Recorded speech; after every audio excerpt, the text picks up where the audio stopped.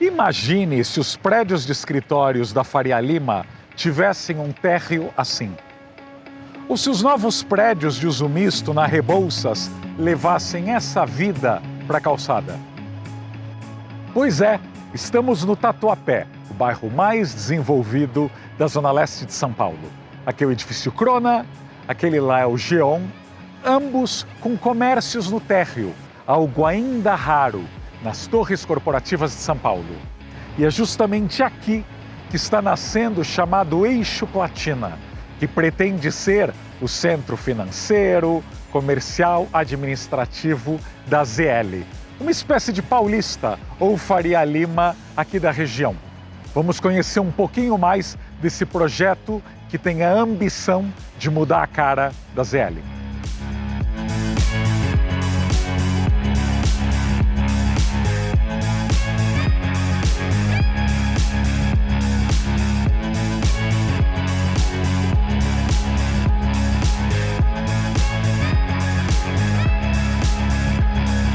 Se o projeto sair completamente do papel, nos próximos anos surgirão aqui 9 torres, com apartamentos, escritórios, uma filial da FGV, um novo hospital e um teatro que pretende ser um dos maiores da cidade, além de centro de convenções e cinemas. Algumas novidades já são visíveis. O edifício Crona, por exemplo, foi projetado pelo escritório paulistano Andrade Moretim, o mesmo responsável pelo Instituto Moreira Salles, o IMS, da Avenida Paulista. É bastante raro na Faria Lima alguém conhecer algum escritório paulistano que tenha projetado suas torres espelhadas. As novidades no bairro também passam pela gastronomia, esse notório esporte paulistano de altíssima performance. Muitos bairros ainda são desertos de boa gastronomia, e haja trânsito fluindo em direção a Pinheiros, Itaim ou Jardins. Em maio passado, foi aberto aqui o Complexo Vila Anália, com 5 restaurantes de culinárias diversas, empório e casa de vinhos, charutaria, confeitaria e loja de cafés, espalhados em 4.000 metros quadrados, com 14 milhões de reais de investimentos.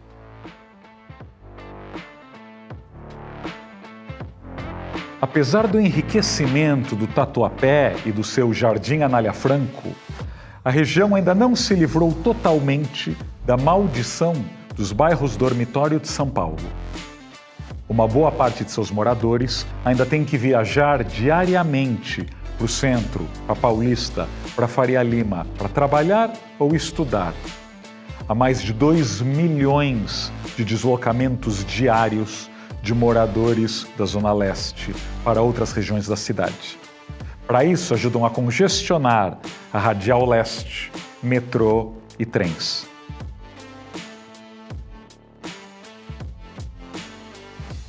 A Zona Leste tem 34% da população de São Paulo, mas apenas 8% dos empregos da cidade. Esse déficit de trabalho obriga milhares a se deslocarem por horas, todos os dias. O Tatuapé quer criar seu próprio centro. Como fazer? O Eixo Platina tem uma urbanista responsável pelo seu master plan, outra raridade na cidade. Um dos principais objetivos é estancar o que a gente na época chamou de êxodo cultural, que era a população jovem que saía, né, ainda sai, para morar em outros bairros mais bem equipados, com faculdades ou oportunidades de trabalho. Essas calçadas tenham de 5 metros a 8 metros de largura, com espaço não só para circulação, né, e para boa, confortável circulação dos pedestres, mas também espaço para novos equipamentos urbanos, o plantio de muito verde, de muitas árvores, de jardins, e a acomodação do comércio nesse térreo, que é uma coisa muito importante, né, a diversificação dos usos para a vida acontecer não só durante o dia, mas também durante a noite. Desenho que unifique né, esse lugar para ele justamente ser reconhecido como lugar. Então o desenho do piso é sempre o mesmo, os cruzamentos são desenhados da mesma maneira, muitos deles já com a proposta de estarem no nível da calçada para serem mais seguros. A questão da fiação, né, então o desejo de poder enterrar essa fiação. Por muitos anos, grandes empresas diziam que não tinham como se instalar na Zona Leste porque não havia infraestrutura física, tecnológica, não tinha grandes prédios, não tinha nem onde comer. Ao que parece, isso está mudando. Nos últimos anos, o Tatuapé tem virado assunto, muitas vezes por gente que nunca vai lá, por conta de seus arranha-céus. Os 2 prédios mais altos da cidade estão no bairro. E este é o Platina 220, com 172 metros de altura. 2 metros apenas a mais que o 60º Mirante do Vale, no Anhangabaú. E 7 metros a mais que o querido Edifício Itália, ali na Praça da República, entre Ipiranga e São Luís. Pode causar polêmica em São Paulo ou no Brasil, mas mundo afora, até nas milenares capitais europeias, é muito comum termos arranha-céus com mais de 200 metros de altura. Buenos Aires, Santiago do Chile, Caracas, Bogotá, Cidade do Panamá, e até na Cidade do México, com seus terremotos e tudo, todas elas têm vários prédios com mais de 200 metros de altitude. Aliás, o adorado Chrysler Building de Nova York, de 1930, tem 282 metros, 110 a mais que o Platina 220. Há anos se discute como descentralizar a economia de São Paulo. Em tese, deveríamos ter polos de empregos na Zona Sul, na Zona Norte e também na Zona Leste. Mas é alguém ou alguma empresa começar a construir que surgem várias polêmicas sobre a mudança de identidade desses bairros.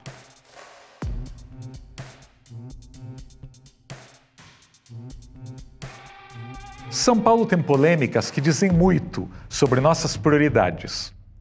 As mesmas pessoas que se escandalizam com arranha-céu adoram visitar um rooftop, por aqui ou pelo mundo. E devem achar normal que vizinhanças privilegiadas com estações de metrô na porta sejam formadas apenas com casas, onde moram poucas pessoas em cada, e com muitos carros na garagem. Privilégio que chama? Imagina se cada AP de 600 metros quadrados de luxo aqui do Tatuapé virasse uma casa de 1.000 metros quadrados.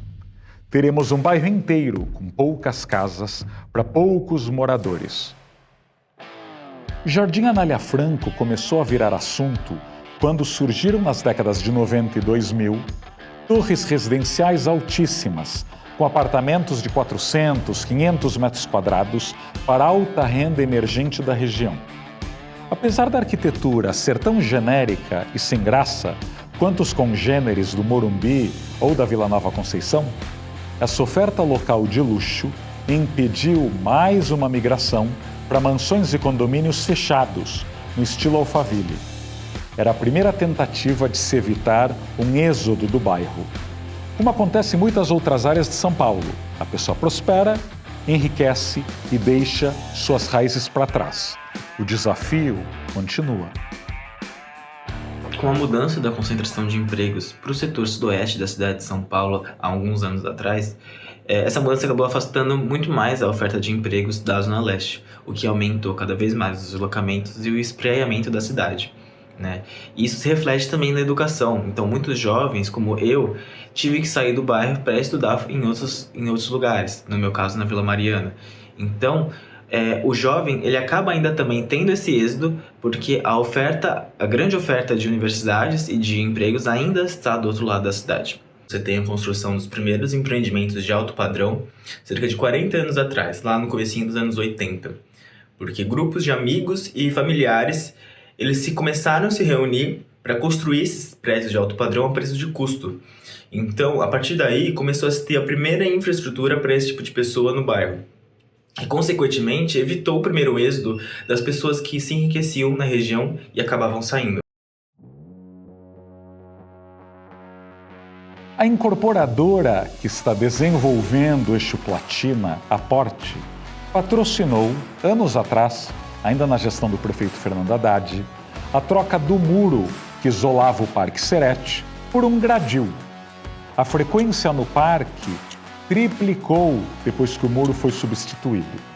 De menos de 5.000 visitantes aos finais de semana, supera hoje os 15.000.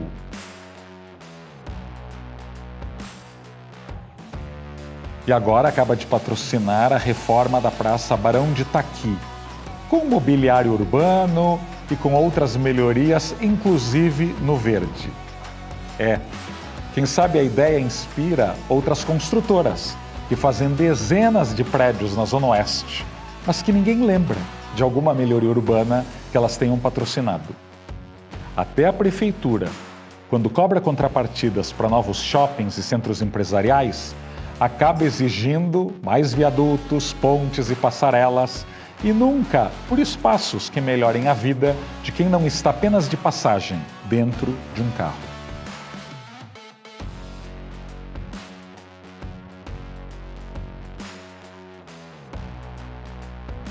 Como todos os bairros da ZL, o Tatuapé é cortado pela infame Radial Leste. Uma dessas vias desenvolvidas pelos governos viciados em carros, que são muito funcionais para cobrir longas distâncias, mas péssimas, tóxicas eu diria, para a circulação local de pequena escala. Outra cicatriz urbana é o entorno do metrô. Bem, em quase todas as estações da ZL, há um enorme vazio ao redor delas. Quase 40 anos depois de planejadas e construídas, ainda não se fez a menor lição de casa para criar um trajeto vivo, seguro e limpo, que permita que se saia a pé da estação rumo à casa dos habitantes de seus entornos sem morrer de medo.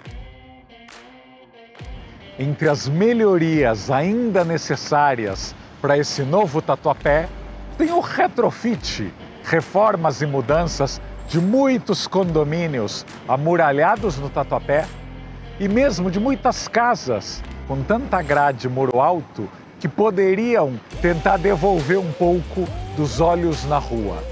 Ter mais comércios abertos, mais gente caminhando, bancos, parklets e vida.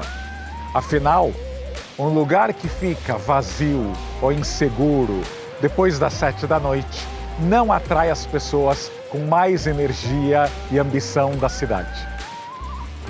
De todos os bairros com passado industrial e operário da cidade, o Tatuapé é dos mais bem-sucedidos.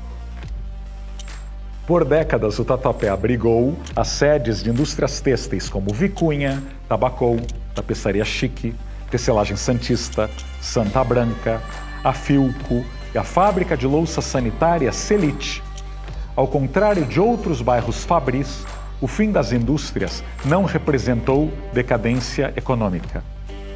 Vários perderam as fábricas e sua população quase simultaneamente e viraram áreas comerciais sem muita vida à noite e nos finais de semana, como acontece no Brás e no Bom Retiro, com pouca população, apesar de áreas centrais e com boa infraestrutura. E outros ainda têm dezenas e dezenas e dezenas de galpões com pouco ou nenhum uso, como a Barra Funda e a Moca. São Paulo precisa tomar decisões. Cidades dinâmicas mudam. Cidades dinâmicas constroem coisas novas, adaptam coisas antigas que andam sem uso, transformam bairros inteiros. É o que se vê em Nova York, em Buenos Aires, em qualquer metrópole asiática. Em São Paulo, apesar das polêmicas, algo está mudando aqui na ZL. E você? Que sugestões, ideias teria para essa mudança do Tatuapé e da Zona Leste como um todo? Deixe aqui nos comentários as suas ideias, sugestões e críticas e compartilhe esse link com os amigos. Inscreva-se no canal, porque debater a cidade precisa ter muito mais audiência. E até o próximo São Paulo nas Alturas.